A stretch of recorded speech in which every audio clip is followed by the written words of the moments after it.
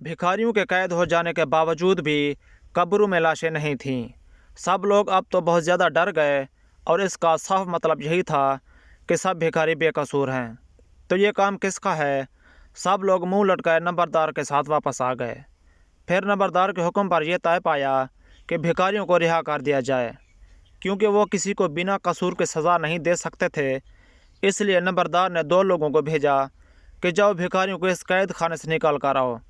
जबकि भिखारियों को वहाँ से निकाल कर ले आए तो वह भिखारी सबको हैरान नज़रों से देख रहे थे। नंबरदार समेत सब ने भिखारियों से माजरत की। उन्होंने अनजाने में ही भिखारियों को तकलीफ़ पहुँचाई थी, जिसकी बदौलत वो सब बहुत शर्मिंदा थे।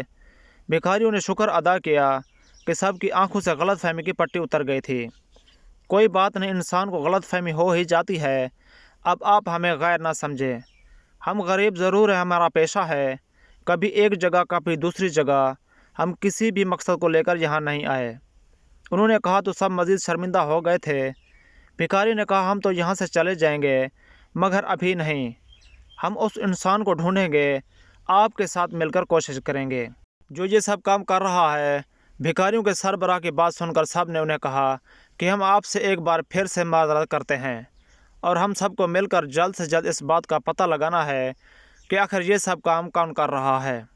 पता कैसे लगाएंगे ये किसी की समझ में नहीं आ रहा था।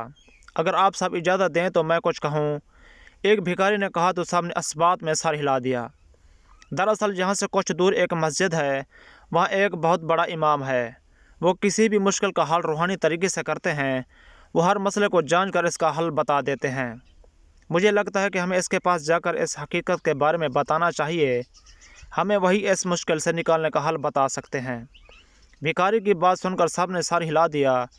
उन्होंने उस वक्त इमाम से मिलने का फ़ैसला किया, क्योंकि वो जल्द से जल्द इस मुसीबत से पीछा छुड़ाना चाहते थे। इमाम साहब ने सब की बातें सुन ली थी। बेटा, मुझे नहीं लगता कि यह काम किसी आम इंसान का है, क्योंकि कोई जितना भी जालिम या बुरा हो जाए, मगर इसमें इतनी हिम्मत नहीं होती कि वो यूं लाशें कब्रों से निकाल लाए।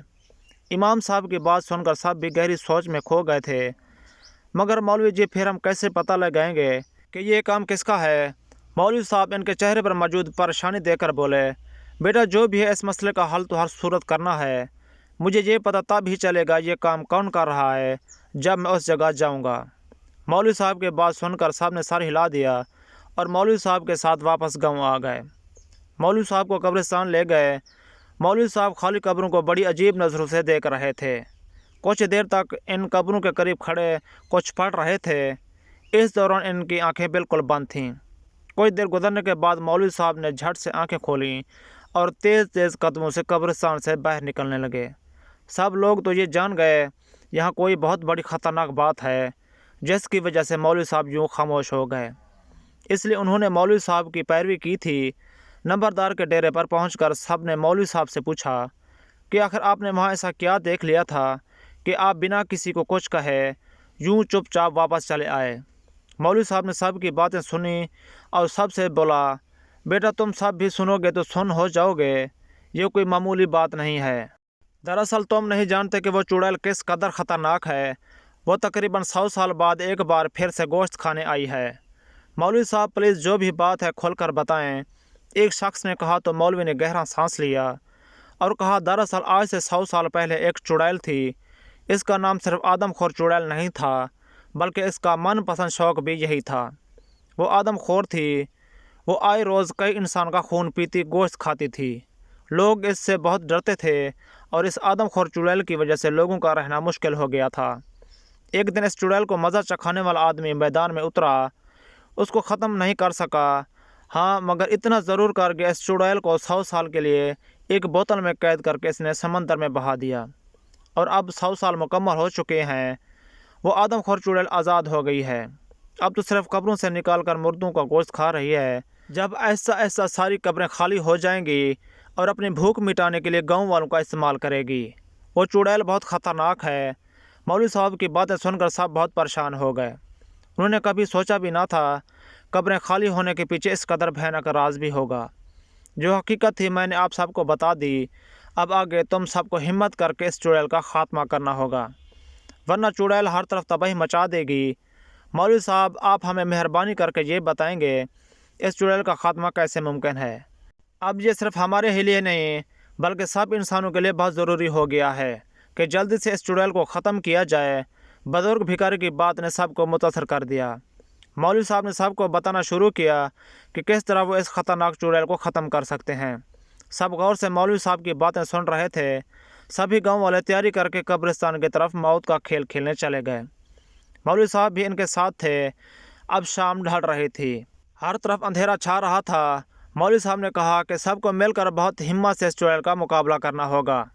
जैसे ही वो चुड़ैल नीचे गिरे तो इन सबको मिलकर इसके पूरे जिस्म के हिस्सों में ये कील मारना, इस तरह से पेवस्त करना कि जिस्म की सारी हरकत ख़त्म हो जाए। ये याद रखना कि जिस्म के जिस हिस्से में कील होंगे इस हिस्से से ताकत ख़त्म होगी।